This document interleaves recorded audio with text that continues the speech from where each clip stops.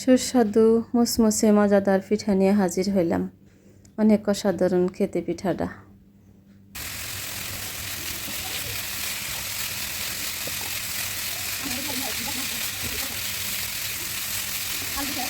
আসসালামু আলাইকুম, কেমন আছেন সবাই? আশা করি ভালো আছেন। আলহামদুলিল্লাহ, আমিও আপনাদের দয়ায় ভালো আছি। আমি এখানে নিয়েছি চাউলের গুঁড়া। চাউলের গুঁড়াটা ভেজে আমি পাটায় ভালো করে ফাঁকি করে নিছি।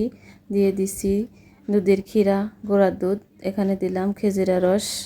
আমি খেজুরের রসটা জাল করে তারপরে দিছি।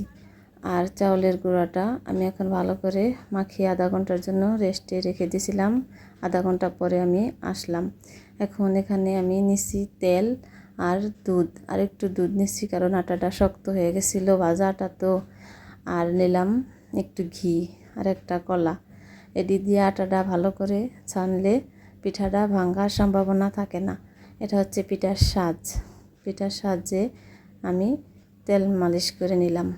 আপনারা চাইলে হাতেও তৈরি করতে পারেন। আমরা এই পিঠাটা আগে হাতেই তৈরি করতাম। আজকে আমাদের বাড়িতে মেহমান আসছে, তাই তো তাড়াহুড়া আমি এই সাজের সাহায্যে পিঠাটা বানাইতেছি। তাছাড়া আমরা এই পিঠাটা হাতেই ডিজাইন করি। আমি নারকেল ভিতরে ভরে পিঠাটা সাজের সাহায্যে আমি বানিয়ে নিলাম। আমি একে একে কয়েকটা পিঠা বানিয়ে নিব। এই পিঠাটার নাম হচ্ছে মকসলা আন্দাসা ডোবা পিঠা। জানি না কার কার এলাকায় আছে। আমাদের এলাকায় এই পিঠাটা মেয়ে বিয়ে শাদি দিলে এই পিঠাটা অনেক চলে।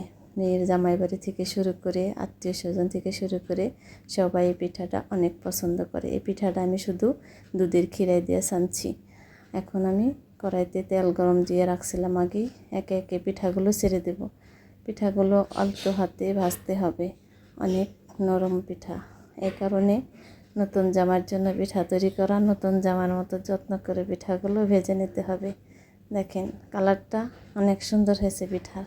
খেতেও কিন্তু অনেক অসাধারণ, অনেক মজাদার সুস্বাদু একটা পিঠা। খেতেও অনেক ভালো, অনেক লোভনীয় একটা পিঠা। ভিডিওটা ভালো লাগলে লাইক, কমেন্ট, শেয়ার দিয়ে পাশে থাকবেন। আর আমার জন্য দোয়া করবেন, আমি যেন ভালো ভালো ভিডিও নিয়ে আপনাদের মাঝে আসতে পারি। সবাই সবার জন্য দোয়া করি। ভালো থাকবেন সবাই। আল্লাহ হাফেজ।